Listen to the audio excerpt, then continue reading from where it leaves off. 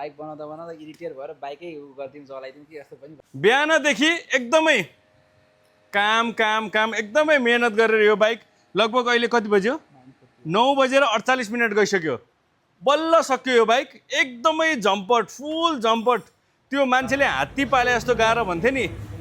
जे हेऱ्यो त्यही लोकल जे हेऱ्यो त्यही लोकल यो बाइक चाहिँ कस्तो थियो कस्तो भयो हामी हाम्रै कस्टमरको मुखबाट सुन्छौँ नमस्ते हजुर नमस्ते हजुर कहाँबाट आउनुभयो म चन्द्रगिरीबाट भनौँ न चन्द्रगिरी है हजुर अनि तपाईँको यो बाइक कस्तो थियो यस अब काम नलाग्ने नै थियो भनौँ न यस अब बिग्रिया गरेर राखिन्थ्यो तपाईँले बिहानै एउटा शब्द बोल्नु भएको थियो मलाई एकदमै मन छ त्यो के बोल्नु भएको थियो भन्नु त बाइक बनाउँदा बनाउँदा इरिटेट भएर बाइकै गरिदिउँ चलाइदिउँ कि जस्तो पनि हो उहाँ चाहिँ बाइक साँच्चीकै जलाइदिउँ भनेर आउनु भएको थियो मेरोमा अब म यो बाइक चढ्दिनँ म फालिदिन्छु भनेर आउनु भएको थियो अनि अहिले दिनभरि हामीले लाएर बनायो तपाईँको आँखा अगाडि हजुर तपाईँ हाम्रो सर्भिससँग खुसी हुनुहुन्छ खुसी छु म दाइले धेरै सहयोग गर्यो मलाई अब अर्को पालि अब कस्तो छ चलाएर राम्रै चलाइछ एकछै अब फेरि बिग्रियो भने नि यहीँ आउँ सबैजनालाई आउँ होइन हाम्रो सर्भिस हाम्रो केटाहरू हाम्रो मेकानिक्स हाम्रो पार्ट्स सबै हाम्रो genuine छ। रेटसँग तपाईँ सहमत हुनुहुन्छ